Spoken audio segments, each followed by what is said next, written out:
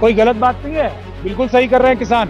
ये सही टाइम है नौकरी मांगने के लिए, अभी तो आने वाले हैं सब जो नौकर हैं, सारे एमपी जो नौकर हैं हमारी देश की जनता के और किसानों के, अभी नौकरी रिन्यू कराने नहीं आएंगे। नौकर के कान कम उमेटे जाते हैं जब वो तनख्वाह मांगने आता है या ये कहने आता है मुझे नौकरी दोबारा दे दो। बेईमान नौकर को कब कान उमेटे जाएंगे उसके, जब वो दोबारा, भाई अब हम कहेंगे ना तुम तो चोर हो, तुमने प्लेज चोरी की, अब नौकरी नहीं देंगे तुम्हें। अपराध कर रही है, कुछ समय तक अपराधी बचते हैं, लेकिन हर अपराधी जेल जाता है। हरियाणा पुलिस के हर एक सिपाही को हम वार्निंग दे रहे हैं, समझ जाएं। और अपने जो होम मिनिस्टर हैं विज साहब, उनकी या खट्टर साहब की गैर कानूनी आपराधिक बातें सुनकर उस पर अमल ना करें। पंजाब के बॉर्डर को क्रॉस करके जो वो गोलियां चला रहे हैं, वो अगर पंजाब की पुलिस ने उनके खिलाफ एफआईआर कर ली तो क्या करेंगे? वो जो आंसू गैस के गोले वो ड्रोन के माध्यम से हरियाणा का बॉर्डर क्रॉस करके चला रहे हैं, तो वो अपराध नहीं है क्या? ये सब अपराध करना बंद कर दें। भारत का संविधान हर एक नागरिक को, किसानों को, खेतिहर मजदूरों को, ट्राइबल्स को, SC ST OBC माइनॉरिटीज को, हर एक नागरिक को अधिकार देता है कि वो पूरे देश में कहीं भी जा सकता है। मैं एक बात आपके सामने पहले भी साबित बता चुका हूँ, दोबारा बता रहा हूँ। जो किसान कर रहे हैं वो 100% सही है, 100% मतलब 100% सही है। और जो हरियाणा सरकार अमित शाह साहब के साथ मिलके केंद्रीय जो बल लगा के जो कर रही है वो 100% अपराध है। किसानों की वजह से किसी को भी एक व्यक्ति को भी कोई असुविधा नहीं हो रही है। असुविधा हो रही है ये जो बैरियर्स लगाए हैं उसकी वजह से, असुविधा हो रही है जो सरकार एक भौकाल बना रही है, असुविधा हो रही है इसलिए जो मंत्री और जो संतरी एक तरफ तो ये कह रहे हैं कि हम इनसे बात कर रहे हैं, दूसरी तरफ से उनको आतंकवादी, खालिस्तानी और अपराधी बता रहे हैं। ये कोई भी व्यक्ति जो किसानों के खिलाफ एक भी शब्द बोलता है वो देशद्रोही है, अपराधी है, गुंडा है।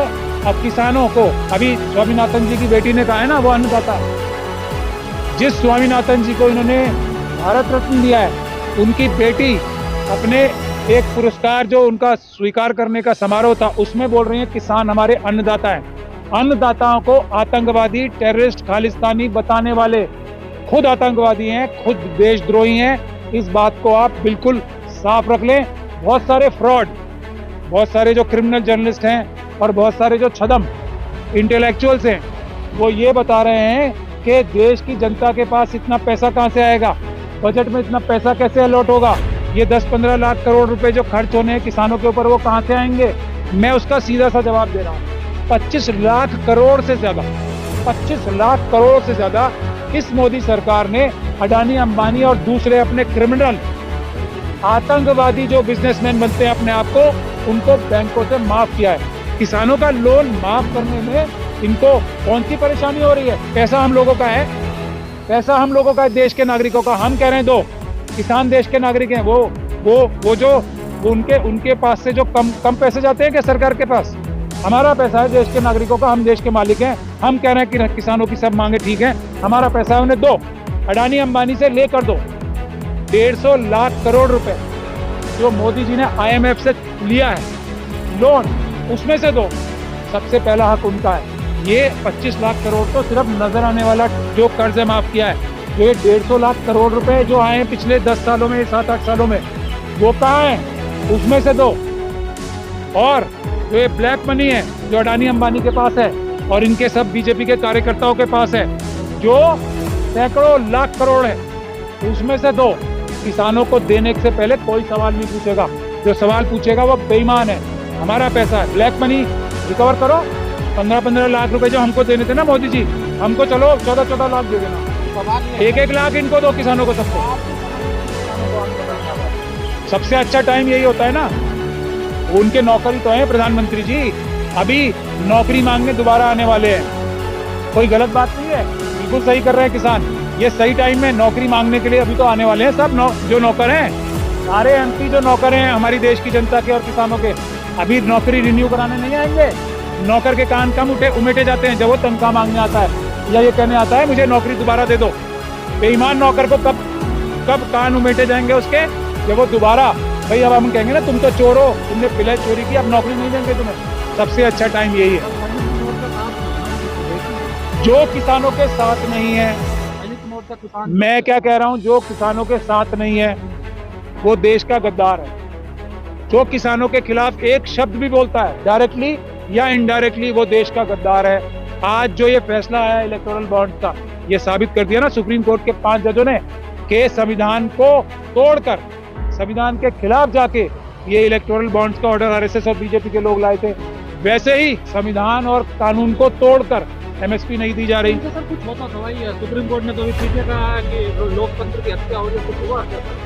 बिल्कुल क्यों नहीं हुआ। हाँ। अभी सुप्रीम कोर्ट ने जब अपने हाथ खड़े किए ना ऊपर 2018 में, जनता ने कहा तब भी थोड़ा टाइम और देख लेते हैं। जनता कुछ देर और ज्यादा, जो बड़े लोग होते हैं ना वो थोड़ा देर से जागते हैं। अब जनता जाग गई है। अब देखिए सुप्रीम कोर्ट ने कितना अच्छा जजमेंट दिया है। अब इम्प्लीमेंट कोई सुप्रीम कोर्ट थोड़ी कराएगी, हम कराएंगे। देश की जनता, देश की जनता। सुधीर चौधरी बेईमान, हाँ बोलिए। सुधीर चौधरी कह रहे हैं कि किसानों की मांग मान ली जाए। सुधीर चौधरी बेईमान ना, देश में महंगाई बढ़ गई। सुधीर चौधरी बेईमान, Sudhir Chaudhary criminal, Sudhir Chaudhary criminal, Sudhir Chaudhary criminal जो तिहाड़ जेल में अभी लंबे टाइम तक अब जाने वाला है। क्या बोल रहा है बताइए। अगर किसानों की मांग को मान लिया गया तो देश में महंगाई 30% से ज्यादा बढ़ जाएगी। सुधीर चौधरी का अगर वो 150 करोड़ रुपए वो नवीन जिंदल से उगाने में कामयाब हो जाता तो क्या देश की जो वो है क्या कम हो जाती, महंगाई कम हो जाती। ये जो 25 लाख करोड़ रुपए, जिसमें से उसके मालिक ने भी, जो अभी वो मालिक है ना उसका, वो पुराने वाले मालिक भी, जी वाले भी और आज वाले भी, उसमें से 25 लाख करोड़ में से इसमें जी वाले ने कितने माफ कराए हैं, वो ही वापस कर दे तो महंगाई कम हो जाएगी। सुभाष चंद्रा बेईमान, उसने जो पैसे चुराए हैं देश के, अभी उसके ऊपर जो बैंक करप्सी का, तो सर ये कोई पहली मैं कह रहा हूँ क्या सुभाष चंद्रा जो है उसके ऊपर बैंक करप्सी जब ये खुद बेईमानी काम करने वाले अमित शाह जी बैठे, खुद क्रिमिनल वो हैं, इसलिए नहीं हो रहा ना। चोर मोसेरे भाई, तो चोर जो बेईमान चोर एंटी नेशनल है ना, जो आप मुझे ये बताइए अमित शाह जी को शर्म आती है?